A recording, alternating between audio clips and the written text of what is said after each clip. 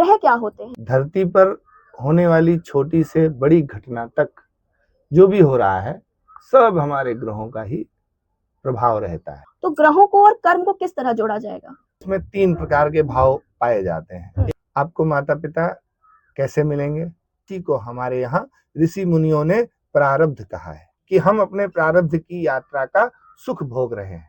क्या है कुंडली? समय का ही दोष सबके ऊपर रहता है। 2026 में शुक्र और राहु की युति बहुत बढ़िया रहेगी।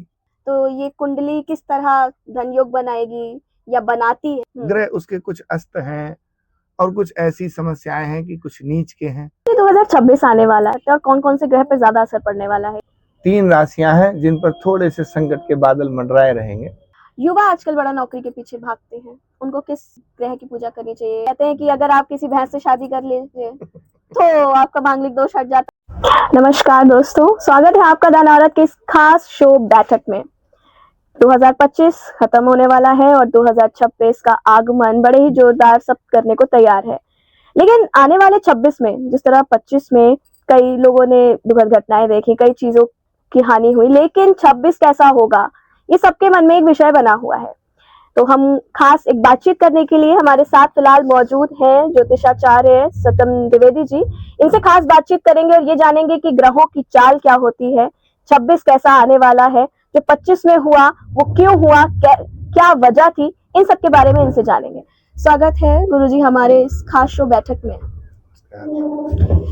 गुरुजी, हमारा प्रश्न यही है पहला कि ग्रह क्या होते हैं और इनका परिणाम क्या होता है लोगों के आम जीवन पर? नवग्रह से ही ये हमारी धरा सदैव प्लावित, प्रफुल्लित और जीर्ण शीर्ण होती रहती है। जैसी ग्रहों की स्थिति रहती है उसी प्रकार इस धरा पर प्राणी मात्र सुख पाता है, दुख पाता है, और वो मनुष्य ही नहीं समस्त प्राणी मात्र, उनके ऊपर नवग्रहों का प्रभाव रहता है। यही हमारे जीवन के 9 ग्रह हैं।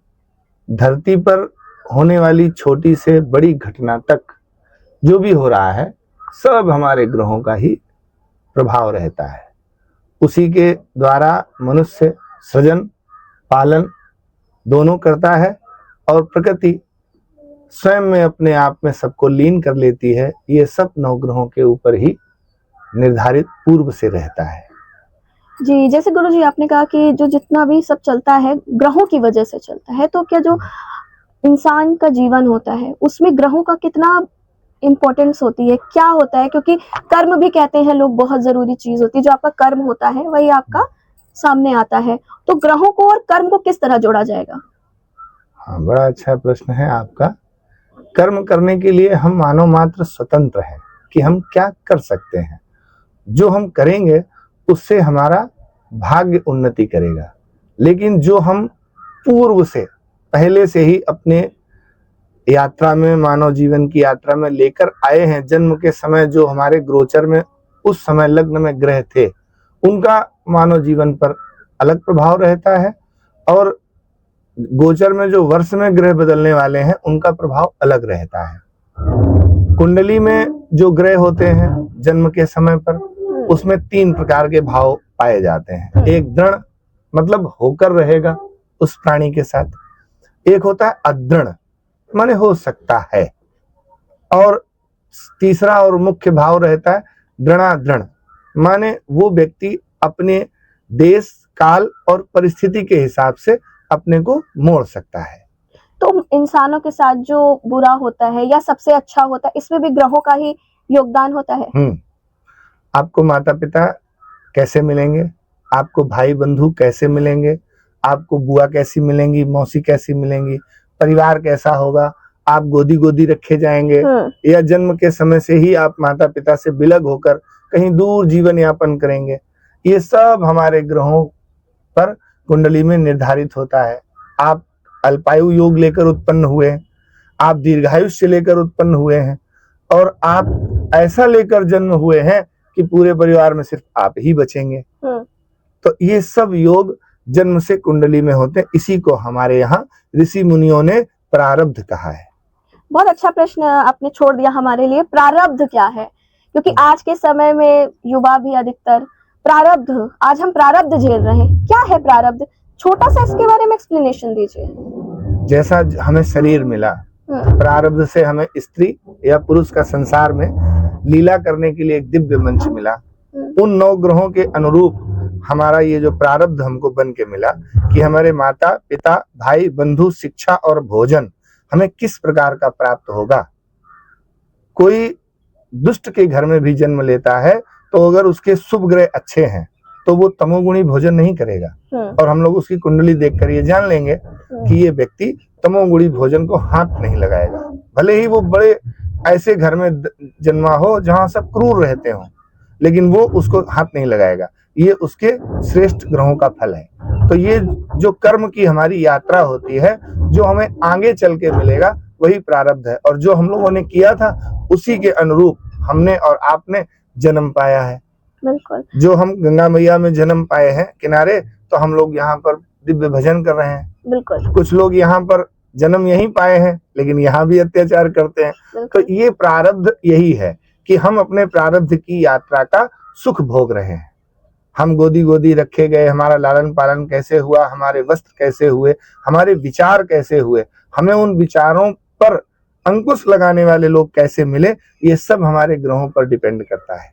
जो व्यक्ति, आप अनाश्रित नहीं रह सकते, आप उसी ग्रहों के ऊपर ही आश्रित है।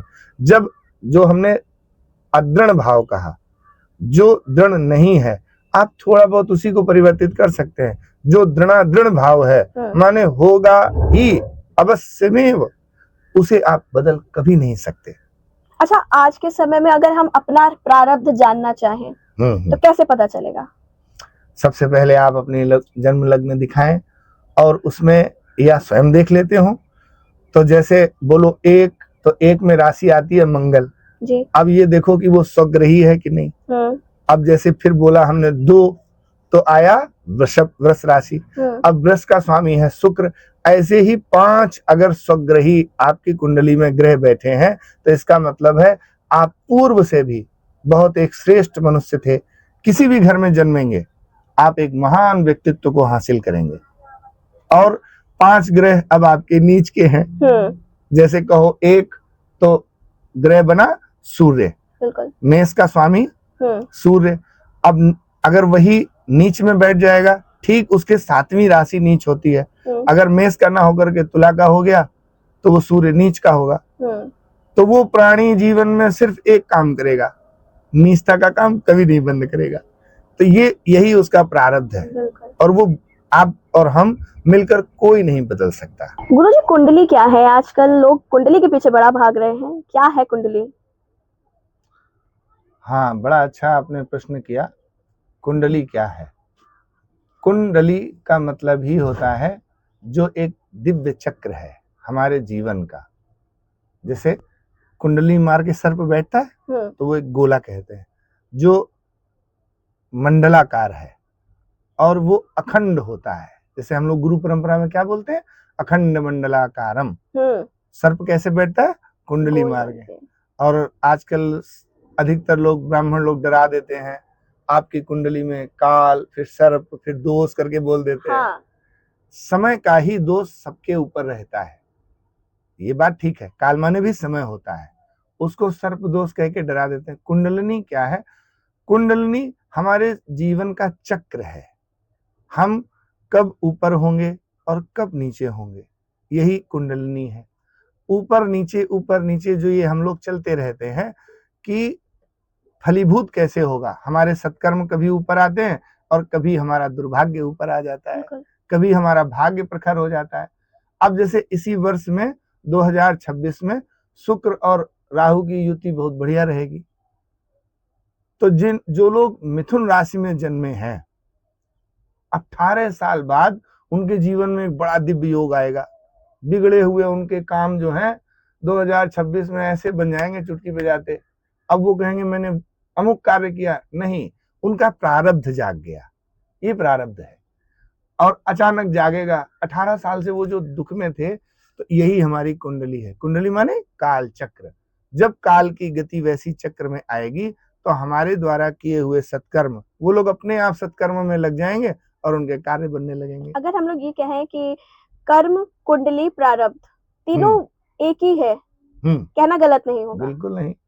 तो आजकल धन के पीछे लोग भागते हैं, आजकल धन के पीछे लोग भागते हैं, तो ये कुंडली किस तरह धन योग बनाएगी या बनाती है, क्या करना चाहिए, उसके उपाय क्या होते हैं, थोड़ा बहुत। सर्वप्रथम व्यक्ति को अगर धन के लिए उपाय करना है तो सर्वप्रथम अपने मन से धन का भाव निकाल दे, कर्म का भाव पहले ले आए। कुंडली में सिरमौर्य सूर्य होता है। व्यक्ति क्या करे, बात ब्रह्म की करता है और ब्रह्म मुहूर्त में जागता नहीं है। बात ब्रह्म की करेगा, किसी को भी आप देखो तो ब्रह्म मुहूर्त में वो व्यक्ति जागरण करे। ग्रह उसके कुछ अस्त हैं और कुछ ऐसी समस्याएं हैं कि कुछ नीच के हैं, फिर भी वो बहुत स्ट्रगल कर रहा है, कुछ हो नहीं पा रहा है, तो वो केवल एक काम करे, ब्रह्म मुहूर्त में जागे, ध्यान की स्थिति को प्राप्त होकर अधिकाधिक गायत्री का जप करे। महामंत्र जितने जग माही, को गायत्री सब नाही। गायत्री के जैसी किसी की तुलना नहीं करी जा सकती। और भगवान सूर्य का दर्शन करे, आदित्य हृदय स्तोत्र का केवल पाठ करे। भगवान राम ने रावण विजय में वो पाठ किया था, वाल्मीकि रामायण में भी है। तो जो व्यक्ति आदित्य माने भगवान सूर्य को प्रसन्न कर लेता है, कभी जीवन में धन से दुखी नहीं रहता। अगर वो गुरु की उपासना करेगा, शुक्र की उपासना करेगा, राहु का जप करेगा, तो उससे वो समयाभाव में हानि ही उठाएगा, समय के नुकसान होगा और उसे वो फल भी नहीं प्राप्त होगा। सिरमौर्य सूर्य है, अगर उसने भगवान सूर्य को प्रसन्न कर लिया, अपनी नियमावली सही कर ली, हम गारंटी से कह सकते हैं, जो हमने शास्त्रों में अध्ययन किया, एक एक क्षण उसका जीवन में कल्याणकारी हो जाएगा। जी गुरु जी, जिस तरह ठंड आती है तो ठंड में हृदय की समस्याएं भी बड़ी बढ़ जाती हैं, इससे भी ग्रह का कोई लेन देन है? हाँ, गुरुदेव भगवान की इसमें देवगुरु बृहस्पति जो हैं, उनका बहुत, वैसे अपने भारत देश में 16 प्रकार के मौसम हैं। उत्तर भारत में ठंड बहुत बढ़ जाती है। यहाँ के लोगों को खान पान व्यायाम पर बहुत ध्यान देना चाहिए। अगर गुरु कुंडली में निम्न का हो, आपकी कुंडली में अगर किसी के भी गुरुदेव 1, 4, 7 और 10, इनको केंद्र बोला जाता है। अगर इन स्थानों पर गुरु बैठे हुए हैं और गुरु की डिग्री बहुत निम्न है, उस पर दुष्ट ग्रहों की दृष्टि पड़ रही है, तो हृदयाघात होने के बहुत अधिक चांस रहते हैं। ज्योतिष में सबसे ताकतवर ग्रह कौन सा होता है और क्या असर होता है उसका? अरे ज्योतिष में तो सभी ग्रह ताकतवर होते हैं। वैसे सिरमौर्य तो सूर्य भगवान है और मंगल जो स्वग्रही है जिस व्यक्ति की कुंडली में, वो सबसे ताकतवर है। और अगर ऐसा देखा जाए कि इस सौर मंडल में कौन ताकतवर है, तो सौर मंडल में सूर्य की ही सब प्रदक्षिणा कर रहे हैं, केंद्र में तो सूर्य ही है। इसीलिए सबसे ताकतवर अगर ग्रह आप ऐसे कहेंगी कि सौर मंडल का, तो सौर मंडल में भगवान सूर्य है। और कुंडली में अगर जब पूछेंगे तो कुंडली में तो उस समय जो उस अमुक व्यक्ति के कुंडली में जो स्वग्रही होगा, उसे बलवान ग्रह बोलते हैं। सूर्य अगर कहें कि सबसे ज्यादा ताकतवर है तो बुरा गलत नहीं होगा ना। युवा आजकल बड़ा नौकरी के पीछे भागते हैं, उनको किस ग्रह की पूजा करनी चाहिए या गुरु की पूजा करनी चाहिए, ये थोड़ा सा बताइए हमारे युवाओं के लिए, क्योंकि युवा आजकल नौकरी का बहुत ज्यादा ध्यान रहता है उनका, सरकारी नौकरी, प्राइवेट नौकरी, जो भी हो। अगर किसी भी बच्चे के जन्म से सूर्य 10 डिग्री से ऊपर और उच्च का है, तो वो कुछ नहीं करे, अपने आप नौकरी को प्राप्त करेगा। हम लोग उससे कह देते हैं, हाँ बच्चा ठीक है, तुम्हारी नौकरी लग जाएगी, आप राजपत्रित अधिकारी बनेंगे। अब जब वो निम्न डिग्री को लिए है और अन्य ग्रह भी निम्न के हैं, देश काल परिस्थिति को जैसे ही देखते हैं 12 डिग्री से नीचे है और अन्य ग्रहों की दृष्टि भी अच्छी नहीं है, तो उसको नौकरी के लिए बहुत स्ट्रगल करना पड़ेगा। अंत में उसको 4th क्लास की नौकरी प्राप्त हो जाएगी। अब जैसे अपने देश में इस समय बहुत वो चल रहा है कि बच्चे के नंबर भी बहुत हाई रैंक पर हैं, तब भी नौकरी नहीं मिल रही। तो लेकिन शिक्षा कभी व्यर्थ नहीं जाती। बिल्कुल ये बात सही है। अगर आपने जैसे कसरत करी है, आप कुश्ती हार गए, तो बॉडी कहाँ चली जाएगी? बिल्कुल, बॉडी तो रहेगी। मसल्स तो शरीर में रहेंगी। इसीलिए अगर भगवान सूर्य अच्छे हैं, दशमस्थ हैं, तो राजपत्रित अधिकारी बनने से कोई नहीं रोकेगा। लग्न में कहीं भी बैठे हैं, भगवान सूर्य उच्च के हैं, तो आपकी नौकरी अवश्य लगेगी। मंगल तीसरे है, 11वें है, उच्च स्थिति पर है, तो वो व्यक्ति गांव का प्रधान या आगे जाके सांसद अवश्य बनेगा। लेकिन अब कह दो कि 20 साल में बने, नहीं, 42 से 45 के बीच में जाकर बनेगा। तो ये उसकी ग्रहों की अवस्था होती है, वो फल कब देंगे। जैसे गुरु है वो 22 साल में फल देता है, सूर्य है 18वें वर्ष के बाद फल देता है, शुक्र है 20 साल तक बहुत मेहनत कराता है, इसके बाद फल देता है। तो व्यापार में भी बहुत उन्नति है। अगर वो बच्चा केवल ये मानसिकता बनाए है कि मैं नौकरी से ही उन्नति प्राप्त करूंगा, तो मैं युवा से कहना चाहूंगा कि आप ऐसा चिंतन मत करें, आप महान ही बनेंगे। अगर उस ईश्वर ने आपको भेजा है तो आपके ग्रहों में बल भले ही कम हो, आप अच्छे विद्वान ब्राह्मणों से संपर्क करें। आप एक महान व्यक्तित्व लेकर आए हैं, अकारण परमात्मा कभी भेजता ही नहीं है। अगर भेजा है तो आपको दिव्य चेतना से भेजा है। गुरुजी, ये मांगलिक क्या है? कहते हैं कि आपका विवाह एक मांगलिक से ही होगा क्योंकि आप मांगलिक हैं, और कहते हैं कि अगर आप किसी भैंस से शादी कर लीजिए तो आपका मांगलिक दोष हट जाता है, पेड़ से शादी कर लीजिए मांगलिक दोष हट जाता है। ये प्रमाणिक शास्त्रों में बातें नहीं है, ये मनगढ़ंत बातें हैं। और इसको कहते हैं किंवदंती। किंवदंती का मतलब होता है हमने कुछ भी बोल दिया और उसको एक छापा खाने से छपवा ली किताब।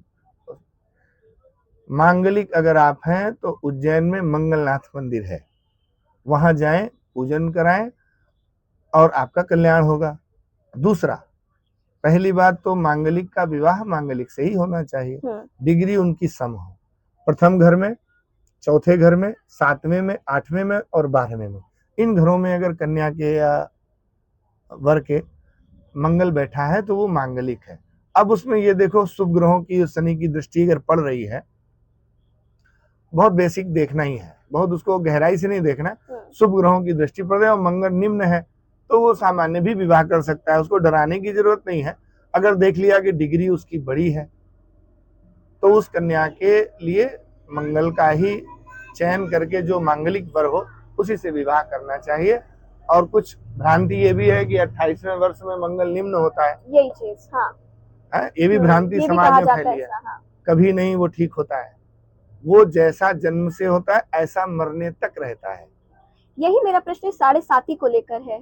7.5 भी 25 में मुझे लगता है कई लोगों पर हावी रही, इसके बारे में थोड़ा समझाइए। 3 राशियों पर वो सदैव भारी ही रहती है।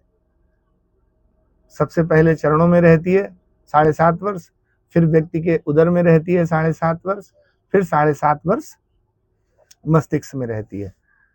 शनिदेव का काम है दंड देना, हम लोग उनको प्रसन्न करने में लगे रहते हैं। बहुत अच्छी बात आपके माध्यम से बताना चाहते हैं, कभी भी शनिदेव कभी भी किसी पर प्रसन्न नहीं होते, उनका काम ही है दंड देना। कहते हैं काले कपड़े पहन लो, शनिवार के दिन वो प्रसन्न हो जाएंगे। नहीं, माता पिता की सेवा करना, उनकी आज्ञा का पालन करना, संत, गौ, ब्राह्मण, छोटे बच्चे, इनको लाड़ प्यार से इनके साथ बोलना। उसमें हमने सभी कहे, छोटे बच्चों से भी आपको गुस्से में बात नहीं करनी है, लाड़ प्यार से। महात्माओं से भी लाड़ प्यार से अभिवादन, माता पिता से भी लाड़ प्यार से अभिवादन, गुरुजनों से भी सम्मान पूर्वक बातचीत। इसके बाद प्रत्येक प्राणी मात्र को कष्ट न पहुंचाने का संकल्प आप कर लें, शनिदेव आप पर सदैव प्रसन्न रहेंगे। और शनिदेव को ही केवल प्रसन्न करेंगे तो वो दंड देने का ही उनका काम है, वो आपको छोड़ेंगे नहीं। गुरुजी, 2026 आने वाला है, क्या परिवर्तन देखने को मिल सकता है और कौन कौन से ग्रह पर ज्यादा असर पड़ने वाला है 2026 पर? हाँ, 2026 हम सबके लिए एक बहुत उन्नति कारक वर्ष सिद्ध होगा। केवल 3 राशियां हैं जिन पर थोड़े से संकट के बादल मंडराए रहेंगे। तो जैसे मिथुन राशि है, दूसरी है कन्या राशि और इसके बाद है मकर राशि। बाकी की 9 राशियां अति उत्तम चलेंगी। शनि देव अब की साल वक्री रहेंगे 2026 में। तो वक्री का मतलब होता है उल्टी तरफ से गति करना।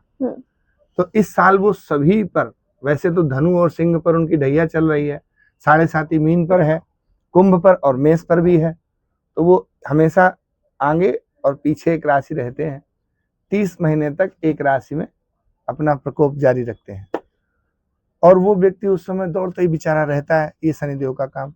तो 2026 में वक्री रहने के कारण हम सभी राशि वालों के लिए बड़ा कल्याणकारी ये वर्ष रहेगा।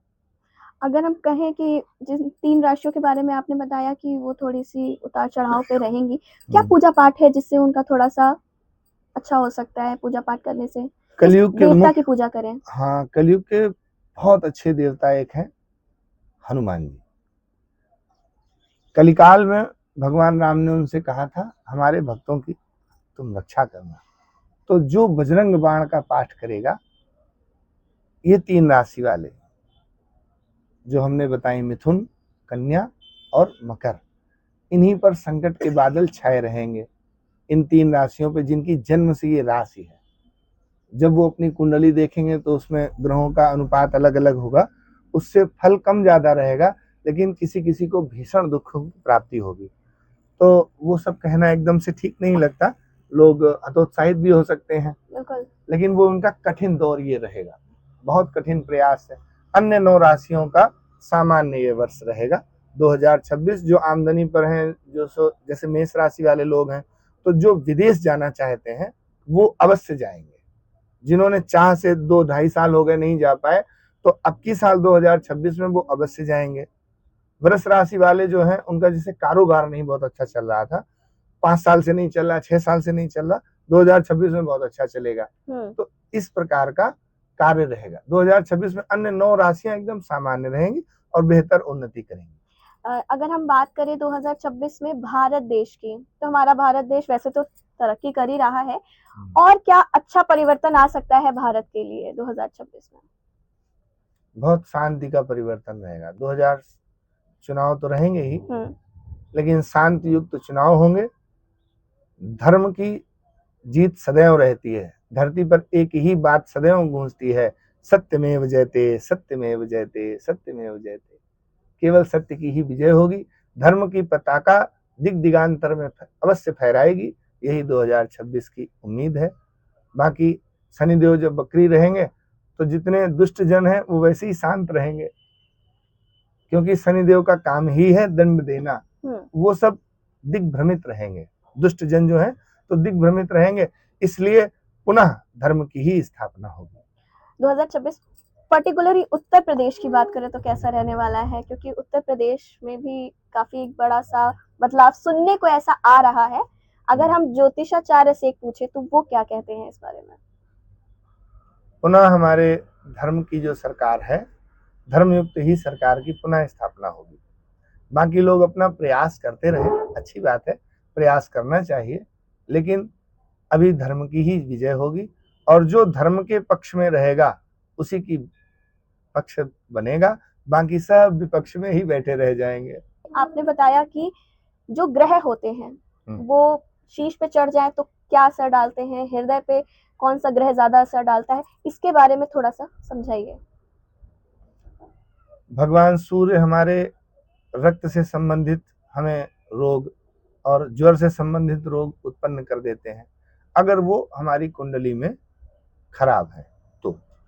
मंगल अगर खराब है तो फोड़ा, फुंसी, भूमि तत्व से संबंधित अनेकानेक रोग उत्पन्न हो जाते हैं।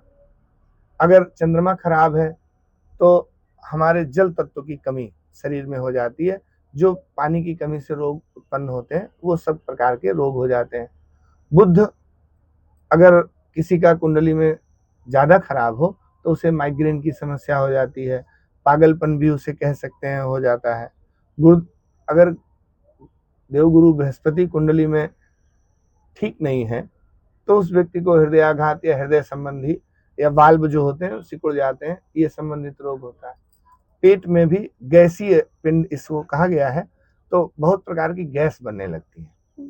30 प्रकार के वात रोग जो शरीर में होते हैं, ये भी गुरु के कारण होते हैं, लेकिन उस गुरु का उपचय केंद्रों में बैठना है कि वो जब खराब होकर उपचय में बैठेगा तब वात रोग देता है, बाकी सबको वात रोग नहीं देता। शुक्र अगर खराब है तो धातु से संबंधित जो शरीर में हमारे सप्त धातुएं हैं उनमें रोग होता है, अनबैलेंस हो जाती हैं। रस, रुधिर, अस्थि, मज्जा, वसा, मांस, मेद, ये सब शुक्र की जो धातुएं हैं जिनसे हमारा शरीर बना है। धातु अगर कमजोर, शुक्र कमजोर है तो शरीर में धातु कमजोर है। हड्डियां हैं, मांस है, रक्त है, कुछ भी है, लार है, कोई भी एक चीज वो डैमेज कर सकता है। शनिदेव 3 जगह पर रहते हैं, मस्तिष्क में भी निवास कर लेते हैं, पेट में भी और पैरों में भी। अगर पैरों की तरफ है हानिकर तो आप सिर्फ दौड़ते रहेंगे उस घोड़े की तरीके, जिसको जीतने और हारने का कोई मतलब नहीं पता। अगर पेट में है तो वो व्यक्ति के आगे खाने को बहुत कुछ रखा होगा पर वो खा नहीं सकता कुछ। और अगर मस्तिष्क में है तो वो विचार शून्य व्यक्ति रहता है। ये है शनिदेव। राहु केतु तो बहुत लोगों के उच्च के होते नहीं, पर जिनके उच्च के होते हैं उनको राजा बना देते हैं वृषभ। और उसमें केतु छठे घर का ही कल्याणकारी होता है पूरी कुंडली में, बाकी नहीं होता। तो राहु केतु की तो बात ही मत करो, भय बना रहता है। हम लोगों को एक अलग व्यक्ति की पूजा, मतलब जैसे एक अलग अलग देवों की पूजा नहीं करनी चाहिए। सदैव नवग्रहों की शांति करनी चाहिए और भावी मेट सकई त्रिपुरारी भगवान शिव की शरण में जाकर अपनी जो अरिष्ट हैं कुंडली में उनको शांति के उपाय करना चाहिए।